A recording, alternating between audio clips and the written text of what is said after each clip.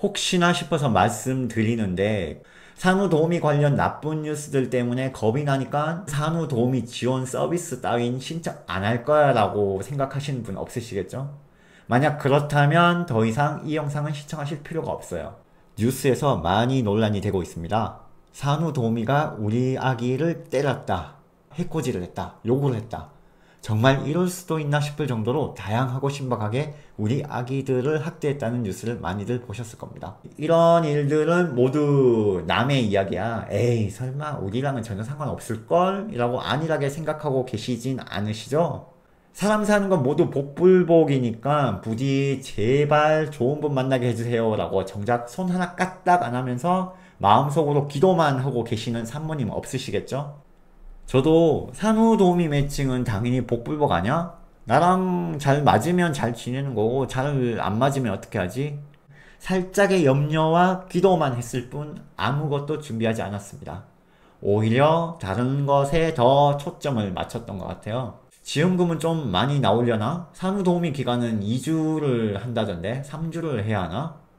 당장 눈앞의 부수적인 것들에만 더 관심이 많았고 그런 정보들만 계속해서 준비하고 찾았습니다. 가장 중요한 사실을 잊고 있었다는 것을 아빠로서 현재는 반성하고 있습니다. 그래서 어떻게 하면 좋은 분이랑 매칭될 수 있을까? 어떻게 하면 나랑 맞는 분을 찾을 수 있을까 고민했습니다. 그러다가 현재는 지금 쉬고 계시지만 최근까지 산후도우미 일을 하셨던 장모님에게 여쭤봤습니다. 생각보다 꿀팁이 쏠쏠했습니다. 매칭 노하우를 듣고 나서 저는 재신청을 해둔 상태고요. 우리 아기를 위해서라도 반드시 한 번은 꼭 끝까지 시청하길 권장드립니다. 쉬운 이해를 위해 지금까지는 산후도우미라는 명칭을 사용했지만 지금부터 저는 관리사라고 칭하겠습니다. 자, 이제부터 나랑 맞는 관리사님 매칭하는 방법, 내 사람 찾는 노하우를 알려드리겠습니다. 첫 번째, 기대치를 낮춰라. 요즘 맘카페나 기타 커뮤니티 보면 정말 많은 정보가 공유되고 있습니다. 수많은 사례가 나오고 있는데요. 많은 이야기를 듣다 보면 자연스레 본인만의 틀이 생기기 마련입니다. 무심코 좋은 점을 더 많이 기억하게 되는 것이 인간이라고 하는데요. 이런 취득했던 정보들이 당연한 일로 여겨져 버리게 되는 거죠. 전국에는 수많은 산모님과 관리사가 있는데 각각의 환경과 조건이 다르겠죠? 만약 여기에서 다른 곳과 비교를 하고 다른 사람과 비교를 해버리는 순간 불만이 생기기 마련입니다. 구체적인 예로 정말 조용하고 잘 자고 잘 노는 아기가 있는가 하면 손이 조금 더 많이 가는 아기도 있습니다.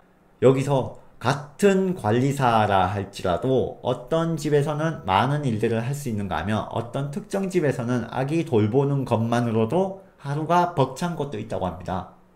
일의 범위는 정해져 있지만 계획대로 진행되지 않는 부분도 많고 그 상황에 가장 적합하다 생각하는 일들을 하다 보면 편중이 생기기 마련이고 가감이 발생하게 됩니다. 집으로 오는 관리사님을 집안 살림 목적이 아니라 아기와 산모님을 케어하는 분이라는 걸 잊지 마시고 기대치를 조금만 낮춰주는 것도 좋은 방법일 것이라 생각됩니다. 두 번째, 원하는 것이 있다면 정확하게 요청하고 전달하라. 내가 진짜 원하는 것이 뭔지 생각해보고 정리해보세요. 관리사님이 오셔서 이것만큼은 지켜주셨으면 좋겠다, 이것만큼은 꼭 해주셨으면 좋겠다 라는 사항은 처음 신청하실 때부터 요청하시는 것이 최대한 조건에 맞는 분이 매칭될 겁니다. 아기의 케어를 최우선으로 해주세요. 손이 빠르신 분이면 좋겠어요. 위생관념이 철저하면 좋겠어요. 수면교육에 능통하시면 좋을 것 같아요. 등등 여러가지가 있겠죠? 필요시 추천받은 관리사님이 있다면은 직접적으로 그 관리사님 성함을 말씀드리고 매칭을 요청하는 방법도 있습니다. 다만 본인이 생각해도 요청사항이 너무 많이 있고 까다롭다고 느껴지시면 프리미엄 서비스를 이용하는 것도 한 가지 방법이에요. 프리미엄 서비스는 추가 요금을 지불하면 경력도 비교적 더 길고 산모님들로부터 컴플레인율이 적으신 베테랑 관리사를 배정받을 수 있다고 하니까 요청해보시면 좋을 것 같습니다. 참고로 저는 강아지를 정말 너무 좋아하는데요. 알레르기 반응이 심해서 집에서는 반려견을 키우지 못하고 있거든요. 그래서 이번에 관리사님 요청할 때 저는 집에서 반려견 키우지 않는 분으로 배정해달라고 했어요. 왜냐하면 제가 비염이 심해지고 몸이 가려워지고 많이 힘들어지거든요. 그리고 저희 배우자는 조용한 분위기를 좋아해서 살갑게 말도 많이 걸면서 활발한 성격분보다는 조용하고 차분하신 분으로 요청드렸어요. 본인의 스타일을 사전에 확실하게 전달드려야 산모님도 관리사님도 상호간에 스트레스 받는 일이 적어집니다. 막상 매칭되어서 집에까지 오셨는데 그제서야 요청사항이 많아지면 관리사님도 사람이에요. 당일부터 갑자기 노력한다고 해서 단시간에 해결하지 못하는 부분이 무조건 생기기 마련이거든요. 그래서 사전에 꼭 해주시길 바랍니다. 세 번째, 만약 첫째 아이라면 장기 경력직 고려를 해보자. 산모와 관리사 사이에서 육아 방식에 대한 다툼이 꽤나 많이 발생하고 있다고 합니다. 아기의 수유라든지 교육, 목욕 방법 등 다양한 부분에서 다툼이 일어나는데 특히 첫째 아기의 경우가 많다고 하는데요. 산모님도 육아가 처음이어서 조심스럽고 불안한데 관리사님께서 조금이라도 서툰 모습을 보였다. 그러면 그 순간 불안감이 조성됩니다. 만약 처음부터 산모님만의 육아 방식이 있다라고 하시는 분은 그 방식을 잘 따라주고 도와줄 수 있는 상대적으로 유연성 있고 센스 있는 관리사님이 적합합니다. 하지만 산모 입장에서도 초보이고 많이 배워야 한다고 하면 관리사는 반드시 경험이 풍부한 경력직을 고려하는 것이 좋습니다. 네 번째, 내가 먼저 믿고 맡겨라. 이제 다양한 사람들이 있다 보니까 미디어 매체에서는 사건, 사고가 많이 보도되면서 최근 들어서 서로 간의 신뢰가 많이 떨어지는 상태입니다. 관리사님들도 이미 정식 교육을 수료하셨고 정체되지 않기 위해서 주기적으로 계속된 교육도 받고 계세요. 믿고 맡겨주는 만큼 이상으로 하나하나 사랑으로 보살펴 주실 것이고 산모님들에게도 최선을 다해서 하나라도 더 챙겨드리려고 알려드리려고 하실 겁니다. 아니 처음 만난 사람인데 요즘 세상에 어떻게 의심을 안 할 수가 있을까요? 라고 하시기도 할 텐데요. 보통 첫 만남부터 의심하고 불평, 불만 토하기 시작하면 서로 감정이 심해져서 틀어지는 경우가 상당히 많다고 합니다. 사건, 사고 방지를 위해서는 홈캠을 설치해두는 것도 방법입니다. 다만 집안 구석구석까지 설치하게 되면 감시받는 느낌이 강해져서 메인 장소만 설치하는 것을 권장드립니다. 당연히 설치된 위치는 사전에 말씀을 드려야 하는 부분이고요. 하지만 계속해서 나랑 맞지 않는다라고 느낀다면 더 이상 눈치 볼 필요 없이 스트레스 받지 마시고 빠르게 다른 분으로 변경 요청해 주셔야 됩니다. 그것이 서로를 위해 좋습니다. 지금까지 4가지 노하우에 대해 알아봤습니다. 친정 엄마에게 맡겨도 마음에 들지 않아서 서로 싸우고 내 스타일을 강요하는 부분이 많다고 하잖아요. 갑자기 얼굴 한번 본 적 없는 사람이 우리 집으로 찾아와서 짧게는 며칠, 길게는 몇 주 동안 함께 생활하면서 아기를 함께 케어한다. 반드시 마찰이 생길 수밖에 없습니다.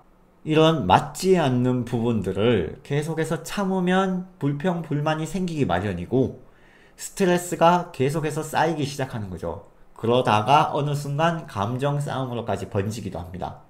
아마 100% 만족은 없을 거예요. 사전에 서로의 스타일을 파악하고 조금이라도 나의 성향과 맞는 분이 오신다면 처음부터 불편할지언정 시간이 지날수록 조금씩 편해질 거예요. 우리 아기가 최적의 환경에서 최고의 케어를 받을 수 있게끔 서로 배려해주는 마음이 굉장히 중요한 것 같습니다. 사람과 사람이 하는 일이라서 참 쉽지 않다는 걸 다시 한번 느낍니다. 저도 정말 정리 하나는 기가 막히게 못하는 남자인데요. 결혼 전에는 어머니께서 방 정리 한 번씩 해주시고 결혼 후에는 배우자가 한 번씩 청소를 해주곤 합니다. 정리해주는 것도 감지덕지라고 생각해야 되는데 저는 실상은 그러지 못하는 거죠. 왜 허락 없이 정리를 했냐, 여기 있던 건 어디로 치웠냐, 이건 이렇게밖에 정리가 안 되냐, 이건 어떻고 저건 어떻고 매번 불평불만만 자꾸 늘어놓게 되더라고요. 그러면 안 된다는 걸 알면서도 이상하게 제가 그러고 있더라고요. 정리 잘 못하고 매번 방 어지러 놓으니까 답답해서 대신 치워줬더니 그걸 또 불만스럽게 말하면 얼마나 싫겠어요. 반대 입장으로 저도 분명히 몇 번씩이나 이야기했는데도 제 방에 들어와서 물건을 함부로 치워버리고 정리를 해버리니까 제 이야기를 안 들어주니까 너무 화가 나는 거고요. 그런데 또 그냥 내버려두면 방이 완전 개판되는 거 아닙니까? 대신 정리해주면 마음에 안 들어서 화가 나고 또 막상 아무도 안 도와주고 그냥 내버려두면 괜히 아쉽다거나 해야 될까? 뭐 이번 영상 만들면서 그런 생각도 들고 가슴이 좀 뜨끔했습니다. 마지막으로 추가 정보를 공유 드리자면 국가에서 지원하는 산모 신생아 건강관리 서비스 신청 기간이 출산 예정일 40일 전부터 출산일로부터 30일까지가 되겠고요. 이게 소득 수준이나 뭐 가구 수, 퇴아 유형에 따라서 지원금이 차등으로 지급이 됩니다. 신청 방법은 거주 지역에 있는 보건소 방문하시면 되겠고요. 온라인 신청할 경우 복지로 사이트 이용해 주시면 됩니다. 그리고 관리사님을 배정받기 위해서는 산모 신생아 건강관리 지원 업체에 전화를 해서 별도로 신청을 꼭 해주셔야 되는데요. 검색어에 산모 서비스 전자 바우처라고 검색을 하시면 홈페이지가 나옵니다. 여기 주소가 있죠. 그 홈페이지 들어가셔서 위에 상단바에 서비스 기간 검색을 누르시고 제공 기간 검색을 누르셔서 지역 설정 및 산모 신생아 건강관리 지원을 체크하시면 해당하는 지역의 업체 목록이 나오게 됩니다. 여기서는 일반적인 커뮤니티 사이트와는 다르게 객관적인 자료가 많이 나와서 업체 선정에 좀 더 도움이 되실 거예요. 꼭 확인해 보세요. 본인 환경과 조건에 맞춰서 업체로 상담 잘 진행하시고요. 좋은 관리사님 매칭 되길 바랍니다. 감사합니다.